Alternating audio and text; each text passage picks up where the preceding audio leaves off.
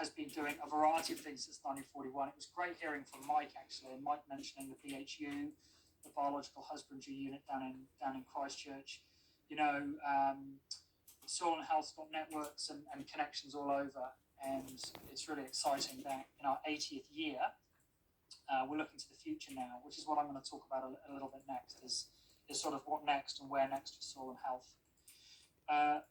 As Lawrence mentioned, we have branches. So the Auckland branch of the Soil and Health Association, not sure when it started up, but originally Soil and Health was very much an Auckland organisation. Dove Meyer Robinson, former mayor of Auckland, was a founding, or not a founding member, but an early president of the association.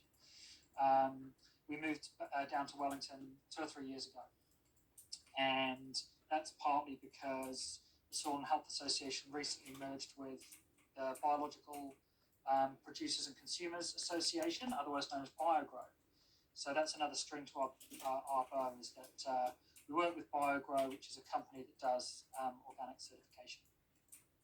So I guess what I'm trying to say is we can all be really proud to be part of this organisation. It's actually quite a pioneering organisation, and it was really interesting to hear what Mike was saying, about effective microbes and that sort of technology that here in Aotearoa, New Zealand has been pioneered and is still going.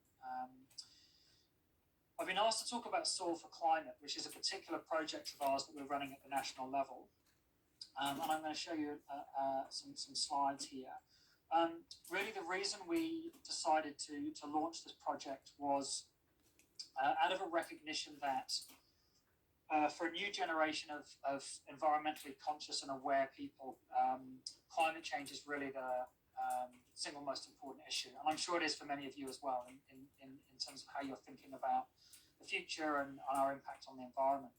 So the Soil and Health Association wanted to have a project that was squarely about climate change and mitigating climate change. Of course, the whole co-pupper of working with nature and growing organically has a lot to benefit the climate and the future food systems that we need, but we wanted something with climate in the name that will be attractive to a new audience. So we launched the project. It was originally conceived of in partnership with a group called the Urban Farmers Alliance. Some of you may know. They have a base up there in Auckland. The characters of For the Love of Bees, I'm sure you all know, have some good connections with the Urban Farmers Alliance, Daniel Sherman and others. And so they were very keen to see a project that would enable people to very quickly and practically engage with the idea of soil carbon. So the idea that if you're building soil health, if you're increasing organic matter in the soil, you are also building the carbon content of the soil, which, as we all know, is a critical issue in terms of the climate crisis, that soil carbon is being eroded away for a variety of reasons, deforestation, but also industrial farming, synthetic farming, and so on, that doesn't look after the soil.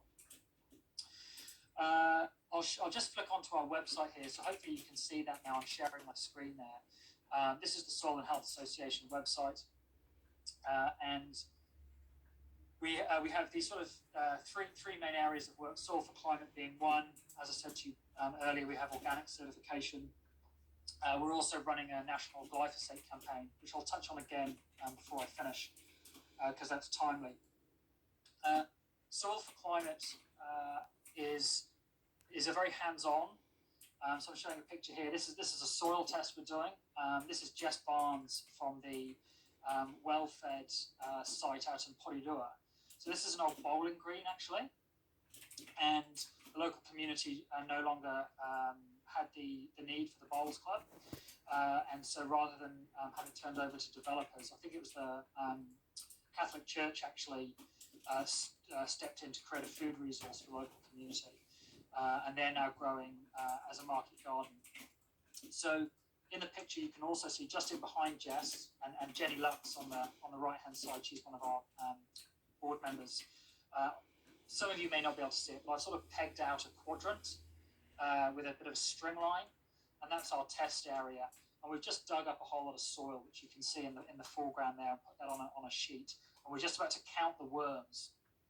I was actually quite inspired by the video you guys showed at the front with all the kids. So I've done this in a lot of school locations, and kids like nothing more. Well, some of the kids like nothing more than counting the worms in the soil.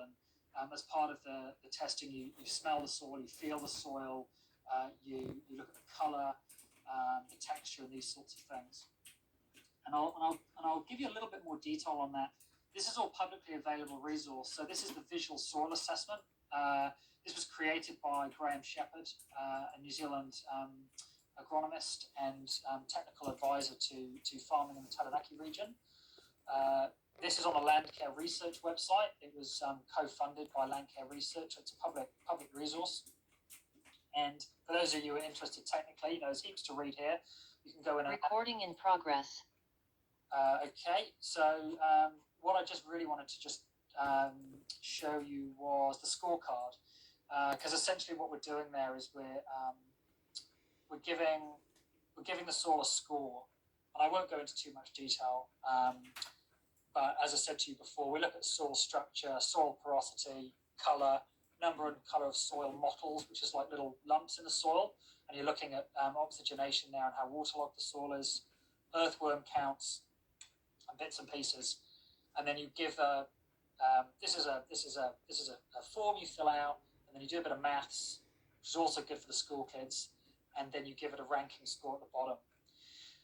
And the concept of Soil4Climate is that we'll come back to these locations in future years. So I'll come back to Jess Barnes. She's due for a retest soon, and we'll test it again, and we'll see what's changed. Has the soil composition changed? Have the number of earthworms changed? By now, she will have put on some compost as well, so we'll factor that in. She's recording what she's added. She'll have also planted plant species and so on. So we'll record what's happening in the site, and then we'll take measurements from the soil. As well as the visual soil assessment, we do a standard lab test. So this is where you just bag up a whole bunch of soil, send it for a lab test, and they come back with nutrient counts, carbon counts, that sort of thing. And then we also have another gizmo, which I'll hold up for the camera, which is actually no, I can't do that, can I? I'll do that later. We have a gizmo called the Soil Microbiometer. Oh, here it is. I've got their website here. Soil Microbiometer. This is a US product. We're still trialing it. Perhaps I'll stop. Stop sharing. You can see me again. I'll hold up the Soil Microbiometer. It's a kit. We shipped a couple of these out from the States, and we're just trialing it. Again, it's quite good in terms of an education resource for young people. You get cool stuff in it, like little pipettes,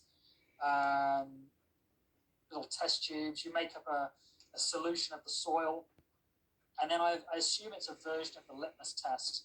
So it tests acidity and other bits and pieces. You get these little cards, and you actually use your telephone camera to take a photograph of this, and the app tells you your fungal to bacterial ratio and all sorts of other things, which I'm a little bit skeptical of. I'm thinking, how can it do it by the colour of the thing? But some very reputable parts of the organic movement in the US, the Rodale Institute and others have actually endorsed this. So we're running with it. So as I said to you, that's really about trying to highlight the role of organic production and regenerative practice in building soil carbon. We're hoping we're going to demonstrate that it does actually build soil carbon. I describe it as quasi-scientific. I mean, some of you are probably thinking, this could provide, some great evidence for the benefits of organics. Unfortunately, we're not doing it with, full scientific rigor. So it's really more of an educational thing. So that's Soil4Climate. And I want to thank Zane for encouraging me to come on and talk to you guys about it, because one of the things that we want to do is expand it to Auckland. We have 5 sites in Wellington, and Kelmarna Gardens are keen to be a test location. But one of the challenges we have, particularly with the COVID alert level restrictions, is I can't physically come up to Auckland. We don't have a foot on the ground in Auckland. So one option is for us nationally to work with you guys locally to see whether we can get something up and running in Auckland in terms of test sites. I would say we've also struggled to attract enough philanthropic funding. We were hoping on getting some grant funding, but a lot of grant funding has shifted priority in the last 12 to 18 months, so we've not been able to attract that, which would have allowed us to actually hire. It would be lovely to actually hire part-time educators to do this work for us. So that's all for the future, if possible.